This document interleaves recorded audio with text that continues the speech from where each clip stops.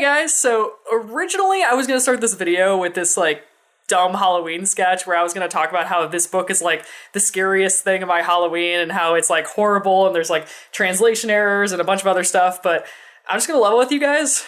This thing is amazing. Like, seriously, like, Kodansha, what are you doing? This thing is, it's really, really good. Anyway, let's get to the rest of the manga, because I know you guys want to see that too. But mostly this.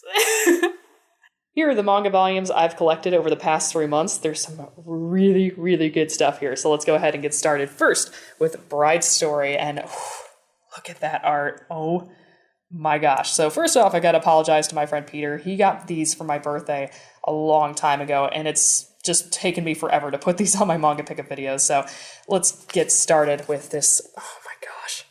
Just gorgeous art. So if you haven't been able to tell just from this art alone, Bride's Story is about a nomadic tribe. Gorgeous in Asia. And let me be very frank about this story. The premise, I can see the premise turning people off because the premise, as the title suggests, is about a bride, but she's an adult woman married to a very small child. It's very strange. But us Westerners, we kind of tend to forget that marriage isn't always seen as this lovey-dovey romantic thing. A lot of times it can be like a business transaction, which it is in this story. So again, kind of weird, but not that really. I will warn you guys though, this is not a kid's story. This is definitely an adult story. There is violence, there is nudity, but it's just, man, it's gorgeous and it's really, really something special. And these volumes come in thick hardcover. So, I mean, the quality of it is just awesome too. I'm not sure if I'm going to buy any volumes past these two, but please go support this if this seems interesting to you, because the art alone is a great selling point. Next, we have Dead Demons DDD Destruction by Ino Asano, which, volume 3. Whew. Okay, so if you've read this volume, you know what I'm talking about. This is probably my favorite volume of the series. I got kind of worried at first when I got really into this series because Asano did this interview once about this series, and the interviewer, was like, why did you suddenly do a series about young girls when all of your other series have been very adult-like? And he's like, well, I looked at the market trends and people like stories about young teenage girls, so I decided to do it too. And I was like, oh my gosh, I'm part of the problem, aren't I? Like, I'm part of the problem of telling this guy, like, hey, I want to read a story not about adult characters, not about the characters you want, but about teenage girls. And fortunately, this volume eased my fears. This is the volume that, in my opinion, just defines this series. It's really something special, and it's definitely his work. It's not something that has been twisted by market demands. It's something purely him. And I don't really want to talk about it, because if you've read the volume, you know what I'm talking about, but if you haven't, you really, really should experience this for yourself. Again, a warning though, this has adult content in it. Be very careful. Don't buy this for kids. Next, we have The Girl from the Other Side. Now, confession. This is only the second volume that I own of this series, even though it's volume 5. I read this series at my friend Ian's place, so I read through volumes 1, 2, 3, and 4. I only bought volume 1 and volume 5 right now, but eventually I'll get the other 3. I'm just waiting for a sale. This series is really good. And I was just thinking recently, this is one of those few manga volumes where I could say to myself, hey, like, this is a series I would recommend to someone who has never read manga before. That's Fullmetal Alchemist for me, but I would also recommend Girl from the Other Side as somebody's entry into manga, especially if they're into horror or fairy tales. This is a really, really solid, like, Western-like manga that I think people could use to ease into the medium. I'm really, really interested to see where the story goes from here. I really like the new aquatic creature that's introduced in this volume, and I'm interested to see if he becomes more relevant to the story too. All in all, this is a must get from me. I mean, I just love this series. It's so creepy but cool. Next, we have The Heroic Legend of Arslan, and another confession. I feel like every manga collector has a manga series that they collect that they just, for whatever reason, haven't finished reading, and this is the one for me. I keep buying volumes of this series, and I keep falling further and further behind. For some reason, I'm just not motivated to read it. And I think the reason why is because although I adore Arukawa, I mean, the author of Fullmetal Alchemist and Silver Spoon, which, by the way, I should review Silver Spoon Volume 4 in this collection, but I forgot it in my classroom. Oh well, next time. This is an adaptation. It's not her own original work. And although she definitely puts her own spin on things, like, it's just not as exciting as other series for that reason, at least for me. But that being said, eventually I will catch up on this series. I really, really have enjoyed the first 6 volumes. I just need to get down to reading 7, 8, and 9. Next, I'm so excited for these 2 volumes and one other big one this time around. But these 2 are short story collections from Haruko Ichikawa, the author of Land of the Lustrous. So my friend Ian went to Japan and he got these volumes for me. Oh my gosh, and they're so cool. So this is Insects and Songs, and this is 25-Hour Vacation. Now, I've only read 3 stories from this volume. Unfortunately, I had to read translated versions online because these are in Japanese. They've never come out in English. And it's really, really interesting to see some of Ichikawa's early designs and early ideas that she had, because you see a lot of prototype Land of the Lustrous characters appear in these stories and prototype ideas. In particular, she really, really likes drawing people falling apart. Like, the reason why the gem people break so much in Land of the Lustrous, I think, is because of this fascination of hers. And hey, man, if you can make money off of weird things that you like, go for it. If I can get this in the light, yeah, you can see there's like actual like physical indentations in these volumes. Oh, it's just so gosh darn cool. Thank you so much, Ian. These volumes are really, really something special. I just adore this author. Like, Land of the Lustrous, I think, is like in the top 5 manga for me right now. I mean, it's just that good. If you haven't checked it out, as always, I heavily, heavily recommend it. Next, we have Inuyasha, Volume 3 of the Biggin ones, which contains 3 volumes. So I just noticed that on my shelf I had volumes 1 through 6 and volume 10, but I didn't have volumes 7, 8, and 9, and this big volume contains all 3 of those. So let me just say right now, I want to apologize to my junior high self, because I used to laugh at myself and go, oh, I liked Inuyasha, I was so silly, I was so dumb. Not really. My friend Kai and I really, really like to watch, like, quote-unquote bad anime, so every once in a while we'll have a bad anime night where we'll watch like a Naruto movie or like some really old anime movie, and I was like, oh, we should watch like one of the Inuyasha movies, that'd be so silly, haha. And he was like, oh yeah. So we watched, I think it was like the 3rd one, where Shishomaru and Inuyasha had to fight like against this like demon sword thing, and it was really good. Like, we were shocked at how good it was. It was funny, it was action-packed, it was well-animated, and it like contributed to the story in a super positive way. And I went back and I read some of this volume and a bunch of other chapters, and I was shocked at how good it was. Like, the first 20 volumes of Inuyasha, not bad. They're not bad. In fact, they're quite good. Obviously Kagome and Inuyasha's relationship hasn't aged well, but other than that, like, I have to hand it to my junior high self. I did not have that bad of taste. The one thing I will say, though, is Rumiko Takahashi's epic, now unflipped. Oh, Viz, I love you. I love that they're like, sorry we messed up the first time, but now it's unflipped. I just find that to be so adorable. Next, we have JoJo's Bizarre Adventure Volume 8 of Stardust Crusaders, featuring the lovely Iggy, #my boy. Oh, poor Iggy. He's so precious. Look at that face. The face a mother could definitely 100% love. But that being said, this is the 8th of 10 volumes. I believe the next volume has Polnareff on it, and then Dio. Not really much to say about this particular volume that I haven't said about past volumes. However, one thing I do want to ask, which confuses me, how come the manga version doesn't shy away from, like, the band names? Like, you have Oingo and Boingo and Pet Shop who appear in this volume, and Viz is like, yeah, that's cool. Like, we're not going to censor the names. And then for the anime version, Crunchyroll, like, just censors willy-nilly, like, to the point where it's ridiculous. Like, you can clearly hear the characters saying stuff like Killer Queen, not Deadly Queen, but they feel the need to censor it. Is it because, like, the anime is more popular and they're more worried about being sued by artists? Like, I don't understand why, but it's really distracting, and I'm glad that the manga version doesn't suffer from that, because that would be just really, really annoying, especially in some later parts. JoJo is awesome as always. It's always a recommendation. Next, we have Kaguya-sama Love is War. Again, another confession, I just haven't finished this volume. I got this volume when I was in a really, really stressful place, and I just never got down to reading it. I read like the first 2 chapters and they were funny, but I'll get down to reading the rest of it. As I am right now, I'm not sure if I'm going to buy any more volumes of the series, not because it's bad, but because I'm kind of like, all right, I get the joke, like, haha, it's funny, they're competing with each other and they don't know that the other person actually really, really likes them, like, ha ha ha. But, I'll finish this volume. I'll see how I feel by the end of it. I wouldn't be surprised if I don't pick up 5 from here, but, I mean, overall, it's been an enjoyable ride, and trust me when I say this, if you like this series, you have really, really good taste. Just saying. I mean that with like zero sarcasm. This is an awesome series.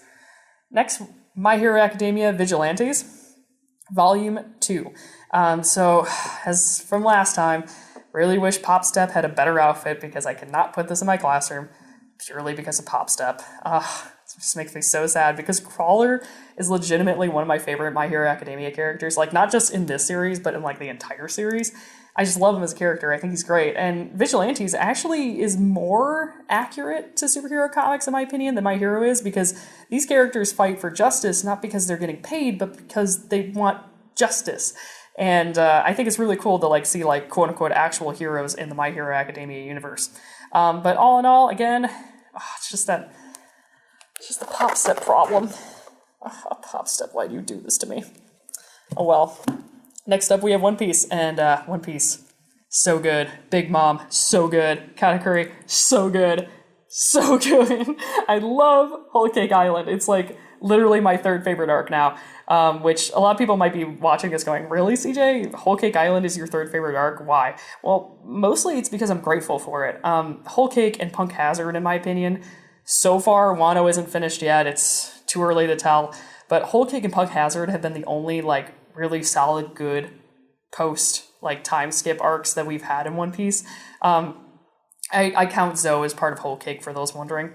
And like Fishman Island and Dressrosa really had me down for a long time because I was like, oh, One Piece it's not as good as it used to be and it'll never be that great again. And then here comes Whole Cake flying in like a steam engine with Big Mom and I'm like, oh my gosh, never mind. I was totally wrong. The fact that Oda is taking breaks right now, like the fact that he's taking like every 3rd to 4th week off is like a beautiful thing. And trust me when I say this, yes, it stinks when One Piece takes a break. Yes, it's annoying. Yes, I want more chapters too. But the quality of these chapters is the reason it is because Oda takes breaks. Personally, in my opinion, I know this is going to sound blasphemous as like a manga fan, but I wish everybody would take breaks. Like all these authors, everybody take breaks the way Oda does because I feel like stories would be better. If we improve the quality of life of manga just would be better. Just saying. Next, we have Pop Team Epic, and okay, let me just say right now, I am so sorry. Like, I genuinely apologize. I am very much against censorship, but I like to keep my channel pretty PG because I know that, like, kids watch my channel. So I had to give these girls some flowers. If you're curious what the actual cover looks like, you can go and look it up. Should be pretty obvious what they're doing on this cover. That being said, though, Pop Team Epic is awesome. It's very absurd. It's absurdist humor. So the humor doesn't always make sense, and that's kind of the point, to be honest with you. There's one comic in particular that I highly relate to, where one of the characters decides she's going to make a cringy YouTube video and then is arrested for YouTube crimes. I feel like that's like the story of my life. But Pop Team Epic is awesome. I will say, though, much like most 4-Koma comics, so like 4-panel manga, Pop Team Epic is kind of expensive. Like, it's 13 volumes for 13 volumes. It's 13 volumes long. No, it's $13 for this teeny little volume. But that's kind of the same for a lot of these comedy manga. I think the reason why is because it's really expensive to translate jokes. Like, I know that sounds kind of weird, but I mean, it's really hard to get jokes right from one language to another. But yeah, Pop Team Epic is awesome. Definitely recommend it. If you're nervous about buying this volume because you think it's just too expensive, I recommend watching the anime because I feel like the anime, it's not the same, but it's just as funny in my opinion. Next up, oh boy, it's here. Finally, the first volume of the Sailor Moon Eternal edition.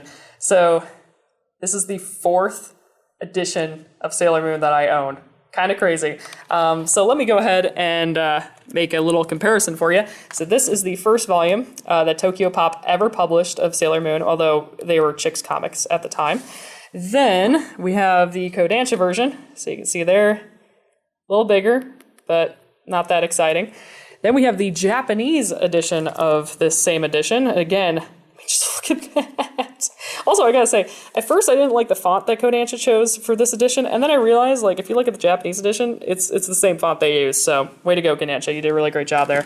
Let me just say right out, I feel like a lot of people have talked about this volume already, but this is amazing. Like, Kodansha, I don't know why you delayed this for as long as you did, but it was totally worth it. Like, seriously, way to frickin' go. Like, I can't tell you enough how amazing this is. So obviously, like, you know, you got the pretty holographic texture to it. The pages are magazine quality. There's color pages. It is gorgeous. I mean, just gorgeous. I will say on a side note, if you bought this volume from Amazon, unfortunately, I had a friend and I knew a few more people on Twitter who had really, really bad times with Amazon with this volume. My friend in particular had a huge gash on the cover of his, and like some of the peeling of like the holographic foil was coming off, which I was like, oh, come on. So if you ever order something from Amazon, it just comes in and it's inexcusably damaged, just ask them for a refund. I've done it before. It's really not that hard and it's no big deal. Again, translation's pretty good too, from what I've read so far. They do call it the mythical silver crystal, which not really a big deal. I like silver Imperium crystal personally myself, but mythical silver crystal is okay. Everybody talks like a normal person. I didn't really see any panels that stood out to me as being oddly written or anything like that. So again, Kodansha, amazing job. Seriously, great work. Now, just as a little side note, I really wanted to show you the inside of this volume, because typically, like, I would do that. Like, I would open it up, show you some pages, but there's been some recent copyright issues, in particular with the Japanese side of Viz Media on YouTube. Like, fellow manga YouTuber Insidious Swede got into huge trouble with that because he was sharing the inside of some of his manga volumes on some videos. Personally, I think it was way overblown than it needed to be. The guy is promoting manga. I'm promoting manga. We're all here promoting manga for you to buy and for you to experience. So we shouldn't be punished for something like that. But at the same time, I got to respect copyright laws, so I'm not going to be opening up this volume or really any volume from this point on. But yeah, no, Sailor Moon, Eternal Edition, just beautiful. Like, seriously, amazing job, Kodansha. I'm going to be buying every volume in the set. Absolutely 100%. Amazing job. Next up, we have To Your Eternity, again by the author of A Silent Voice. This character featured on the cover, Tornari. I feel so bad because I really didn't like her at first. I was like, oh, here we go, another character who's probably going to die, and you know the author's going to expect us to feel sad, and I'm not going to feel sad this time around her. And no, she's awesome. I really like her. I felt bad that I didn't like her at first because I just expected her to be another sob story, but no, she's just an all-around awesome, well-written character. I will say that the current arc of To Your Eternity, I like it a little bit more than this one, but all in all, another solid volume of this series. If you like suffering, if you like sadness, if you like existentialism, To Your Eternity is for you. Speaking of sadness, Magical Girl Raising Project episodes. Now, I will confess I haven't read this one yet either. This is a collection of short stories featuring characters from the first 3 volumes, which I think is pretty cool because characters like Top Speed are awesome, and I would love to experience more content about them. But unfortunately, the way Magical Girl Raising Project works is that most characters die in the arcs that they appear in, so you really don't get a lot of time with them. So it's cool that this volume came out so that we can experience some of those stories and experience some of those characters who, for some, barely were in the spotlight at all. I will say this is probably going to be the last volume of this series that I buy physically. Digitally, I am definitely going to be supporting it, and I'm looking forward to Volume 5 in November. Speaking of digital, hello, my Kindle. Hi. So, don't worry, I'm not going to be going too deep into this, but this is my Kindle. I bought this a few months ago. I think it's from 2012 or something. It's a very basic black and white Kindle. It's pretty cool because it actually simulates a book screen, so it's really easy to read from. It doesn't strain my eyes. So don't worry, this is not about to become CJ's digital manga channel. Like, I'm not going to be like browsing through my Kindle and showing you guys manga every single video I do. But I just wanted to talk a little bit about this because I was reading a series called With the Light, which you guys might remember. And it's really good about a boy with autism. It's really been educational for me and really helpful for me, especially with my own work. But a lot of volumes were out of print and I literally could not afford them. So I decided to buy the digital versions of them instead, which was a huge time saver and a huge money saver. So then I decided to buy some more volumes, in particular a series called Wave Listen to Me, which my friend Ian recommended. And it's hilarious if you really like just like mature manga that's not like gross. Wave Listen to Me is really, really good, about a girl who is a waitress who tries to get into radio. I also bought a manga called Will I Be Single Forever, which as a single woman, I'm like, oof, my feelings. And then I also bought some later volumes of Bacano, which oh my gosh, I can't wait for the next volume in December, and also Solden, the epilogue. Let me just say right now, again, I'm not looking to turn this into CJ's digital manga channel, but I feel like there's this stigma with digital manga that really shouldn't be there. Like, people really need to get over the fact that people buy digital manga. Like, I've heard people in my real life who have come up to me and said, why do you buy digital manga if you can just pirate it?